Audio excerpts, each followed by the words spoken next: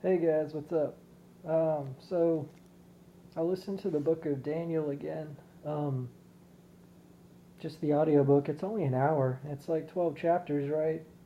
And chapter 12, verse 1 talks about how Michael comes down to fight and to cause a great war. And Daniel is basically the revelations of the Old Testament. Okay, and it actually should have been near the end of the canon, but because of all this political stuff, the Old Testament books are out of order and numbered wrong. Okay, as are the New Testament books. I've gone into this, years ago, but I love going into it because it's so obvious and real. Anyway, the point is, Daniel 12 talks about Michael coming down, and Revelation 12 talks about Michael coming down, fighting the war against Satan. Okay, and there's just a big connection between the two, but because the order is wrong, you don't consider Daniel as some kind of Revelations type book, but they ended on the book of Malachi, which is okay and it has some apocalyptic stuff, but anyway, the order has to do with everything. And it's people don't know this kind of stuff because at the end times, knowledge is supposed to be increased. Okay, a lot of people want to be Puritans and conservative about Christianity, but Christianity says at the end times, knowledge will be increased, and there'll be signs in the heavens and signs in the earth via the Groxt, of course. He looks at the earth and maps it out. But all this stuff is not to disprove the classic Christianity. It's to expand upon it and to elaborate more on it and to fully explain it. I mean, this kind of stuff is important in this day and age. If you don't think Bible translations are important, you don't have your heart in the right place. If you don't think a plagiarism of satanic festivals in the guise of Christianity isn't important, then I don't know what your stance is on Jesus either. Like, why are you Christian? Because you can feel like you connect with something in your family and it's an excuse to hang out, or because it's a personal connection with truth and wisdom and love. Not just love, but truth and wisdom and love. A lot of Christians forget the wisdom part, they just have blind faith. When Jesus said to study, well, Jesus, but the New Testament says, study to show thyself approved unto God, you know, stuff like that. And it's weird because everyone has ADHD and we don't know where to put our minds and we are always fucking bored because we have no fucking direction or purpose. If you're just floating around all day with a nihilistic attitude, you're gonna have ADHD. But if you find purpose and meaning in every moment, life is much more interesting and much less boring. And I've never taken Adderall in my life. Yes, I've been bored, but we all have our own, medicine or whatever self-medicating bullshit that we take. But as far as uppers and trying to pay attention, ADHD just makes you dumber. It doesn't make you. It's used for the wrong reasons. That's all. Um, I mean, y'all do know that the Illuminati use planetary alignments to fuck with people, right? They know when it's Saturn conjunct Pluto and that there's a big war coming and they should push some sort of agenda. And they know when Uranus enters Taurus or whatever, people are going to be, a little more revolutionary in regards to their wealth and and materialistic items because Taurus is the second house, so money and finance. These secret societies plan this stuff out. All the shootings and all that stuff, even if it's not a couple white men in black robes planning things behind the curtains, it's the spirits. It's God and Satan and all the spirits working through people. Because as the Bible says, know ye not that we fight against angels. Okay, this is a war against the spiritual war using the physical as their means to perpetuate fucking evil. And yes, you yourself genuinely can be evil, but I'm also saying there's some crazy stuff going on. Okay? And it is spiritual. And it's not just one crazy guy. It's not just a mental health problem. It's not just a gun problem. It's a spirit problem. But it is not a coincidence that most shootings, actually 90% of mass shootings occur in gun-free zones. I wonder why. Probably because bad guys know that the good guys ain't got no gun. Oh, that's just a theory.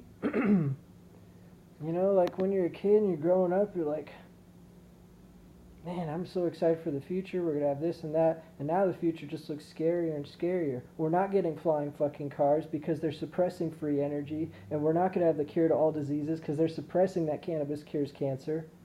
And you're not going to get fucking justice for all if we keep banning free speech because someone's offended. I hear they want to make you have jail time if you use the word bitch in Massachusetts, going against the First Amendment 110%. It doesn't matter if you're offended, it matters if you're physically harming people. And if you want to say words are physically harming people, then we got a problem. Then tyranny can creep in instead of it being about love and affection, all that shit that they tell you it's about, and what people genuinely believe it's about. But everyone knows it's just to perpetuate the new fucking world order and to slowly encroach upon your rights in the guise of love and peace and harmony. Give up all your guns because love. Okay, well, when I see the Crips and Bloods turn their guns in, I'll think about it. But if those guys aren't going to follow the law, why the fuck should the law be the one that's protecting me? I don't know. Shit. I live fucking alone. I'm not going to wait on some cop 10 minutes a fucking way. Jesus. It's just dumb. If you have family, good luck explaining to them. Okay, sorry, I'm like reading my shit while going off on a gun deal. I'm going to say one thing about astrotheology really quick. Actually, I don't want to say it because it's a very visual topic. Like, the stars tell the stories of the Bible.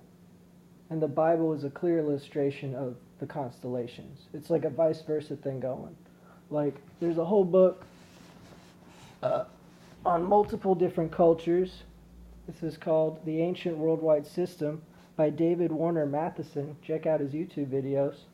Amazing. It's like, dude, it's like 900 pages of constellations and historical references and how the stories of the stars are actually reflected in all mythology. That's the one that's about all different mythology. But this one is about just the Bible.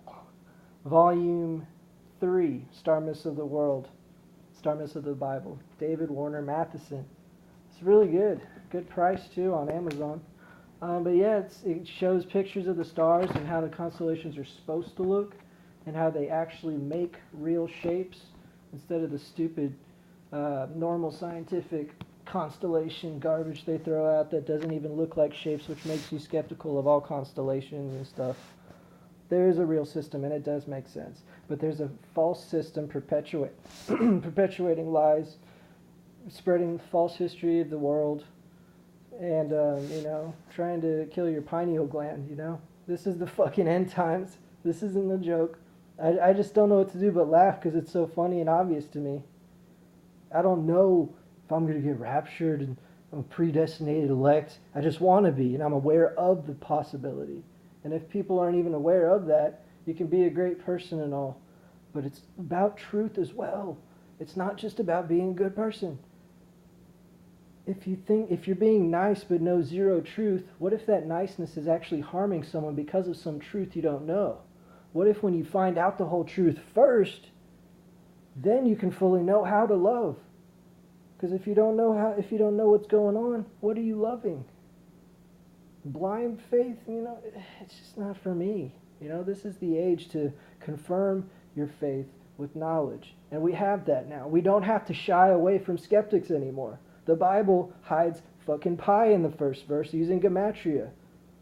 And it hides E, which is a mathematical constant, in John 1:1 using the same exact formula you used to find pi in Genesis 1:1. This is all hard fucking science. Obviously, I have 100 videos on gematria. I have 100 videos on Illuminati symbolism. And I have another 100 of me just rambling about New Age shit that could be real and how we need to incorporate it into our view of Christ. And how it's not a sin to believe Psalm 19.